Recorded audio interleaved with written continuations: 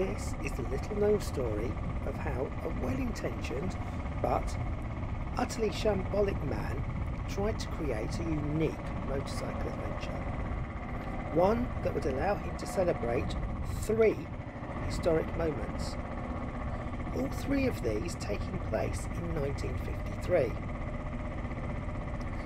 The combination of the Royal Enfield Bullet's 21st birthday, the first ascent of Everest, and the coronation of Queen Elizabeth II might, and I mean might, just allow him to gain fame and fortune, should he be able to gain a contract to produce a feature for either the cinemas or the emerging technology of television.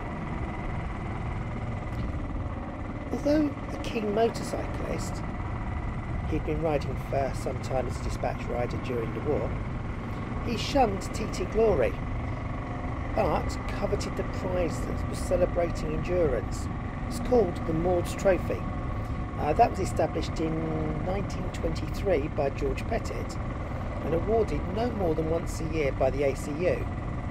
In fact, in many years it hasn't been awarded at all. You have to be able to demonstrate an exceptional feat of endurance using your motorcycle. The Honourable Algernon Rafe St John Endersley decided he could, should, and indeed would win the Maud's Trophy by attempting to ride his new bullet, which you can see on the film, from outside Buckingham Palace to the Penny-Gura Hotel in Snowdonia. If you haven't heard of that place, it's absolutely fascinating. The hotel has served as a training base for some legendary Everest teams.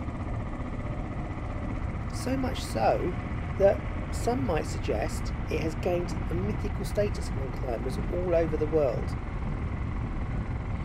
You can find it just south of Penna Pass. Ever the ambitious fellow, Algie wasn't going to get there by the direct route, up the A5 from Hyde Park, then taking a left at Kapalkurig, the last few miles to the hotel.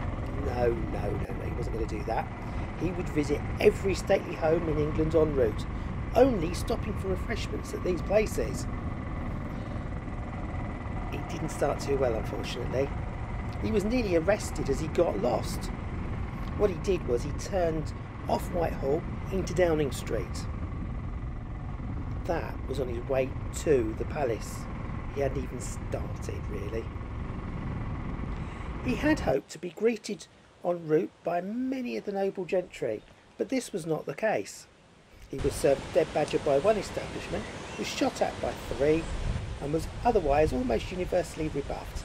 However, all was not lost, as one hawk finally provided him with 7 mouldy kippers, which he kept under his string vest until needed, when he heated them on the robust 500 single.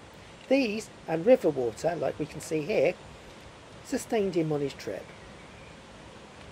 Very little publicity was gained though.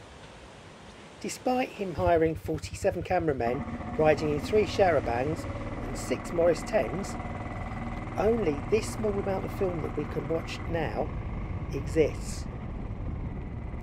And this is from his time in North Wales. No other film exists of this event. Fortunately, this is all in colour. It's rather a shame. The clip ends showing him feeling successful as he sets eyes upon the Llanberis Pass in the distance. It is sadly ironic because a few miles later, when he arrived at the hotel, there was no room at the inn for him. He had not booked a room. He had left that task to his butler, who forgot to post the booking, though he claimed for many years that, and I quote, "the gun dog ate it." Indeed, he didn't get the trophy, did Algie? No, because his butler forgot to post the form to the ACU. They claimed for many years that one of the peacocks ate it. When his peers heard of the catastrophic attempt, they coined the phrase "complete arse" from his initials. Algie, Rafe, St John Endersley, arse. And this term, complete arse, has become widely used in the English language. There's not many bikes can lay claim that they've actually helped change the language, and especially not the English language. It's amazing, the Royal Enfield.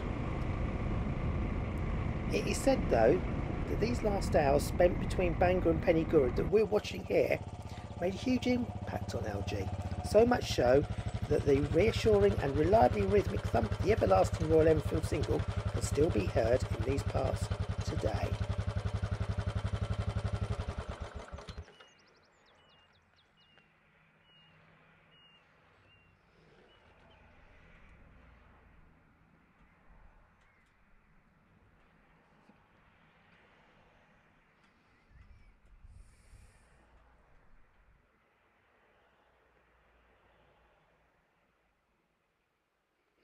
If you enjoyed that, why not like, subscribe and share?